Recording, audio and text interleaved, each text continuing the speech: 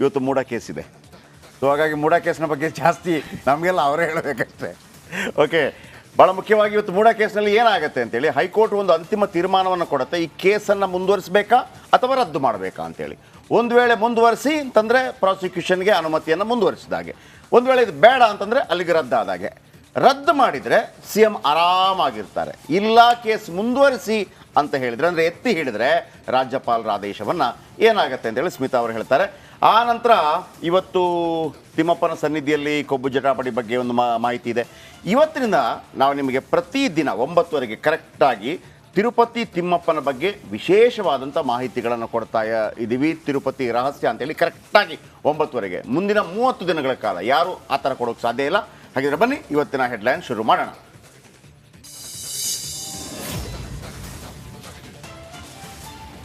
Climax ಹಂತದಲ್ಲಿ prosecution fight. ಮೂಡ ಹಗರಣ ಕುರಿತು ಹಿಂದೆ ಜಡ್ಜ್ಮೆಂಟ್. ಸಿಎಂ ಸಿದ್ದರಾಮಯ್ಯ ಅವರಿಗೆ ಟೆನ್ಷನ್ ಮೇಲೆ ಟೆನ್ಷನ್.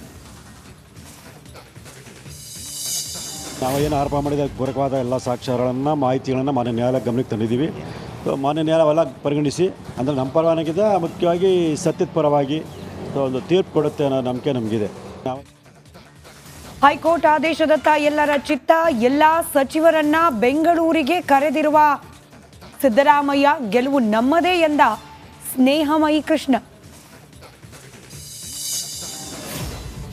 ರೇಣುಕಾಸ್ವಾಮಿ ಕೊಲೆ ಕೇಸ್ನ 3 ಬೇಲ್. ಜಾಮೀನಿನ ಟೆನ್ಷನ್ನಲ್ಲೇ ಪೊರ್ಕಿ ಬಾಸ್. ಇದೇ 27ರಂದು ದಾಸನ ಅರ್ಜಿ ವಿಚಾರಣೆ.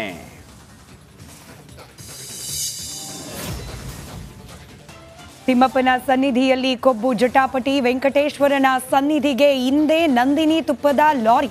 ಇತ್ತ ಕಲಬೆರಕೆ ಮಾಡಿದ ಚೆನ್ನೈ ಕಂಪನಿಗೆ ನೋಟಿಸ್. ಹಿಜ್ಬುಲ್ಲಾ ಉಗ್ರರ ಮೇಲೆ ಇಸ್ರೇಲ್ ಪ್ರತಿದಾಳಿ. ಕ್ಷಿಪಣಿ ಬಾಂಬ್ಗಳ ಸುರಿಮಳೆ. 492 ಮಂದಿ ಸಾವು, ಸಾವಿರಾರು ಮಂದಿಗೆ ಗಾಯ.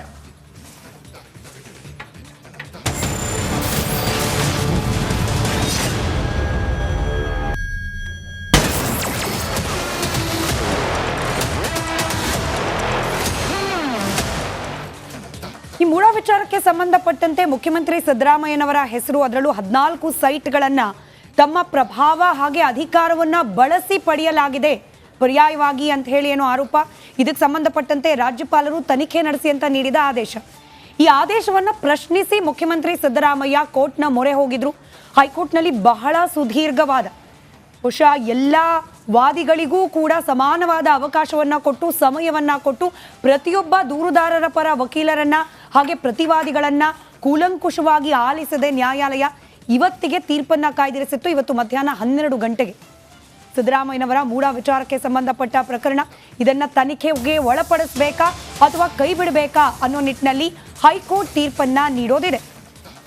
ನ್ಯಾಯಮೂರ್ತಿ ನಾಗಪ್ರಸನ್ನ ಅವರ ಪೀಠ ಸುದೀರ್ಘವಾದ ವಿಚಾರಣೆಯನ್ನ ಆಲಿಸದೆ ಇವತ್ತು ತೀರ್ಪನ್ನ ನೀಡಲಿದೆ. ಪ್ರಮುಖವಾಗಿ 3 ದೂರುದಾರರು, ಸ್ನೇಹಮಯಿ ಕೃಷ್ಣ, ಟಿಜೆ ಅಬ್ರಹಂ ಹಾಗೆ ಪ್ರದೀಪ್ ಕುಮಾರ್, ಈ 3 ಪರ ವಕೀಲರು ಕೂಡ ವಾದ ಮಂಡನೆ ಮಾಡಿದ್ದಾರೆ. ಇದರ ಜೊತೆಗೆ ಮುಖ್ಯಮಂತ್ರಿ ಪರ ಹಿರಿಯ ವಕೀಲರು ಅಭಿಷೇಕ್ ಮನು ಸಿಂಘ್ವಿ ಅವರು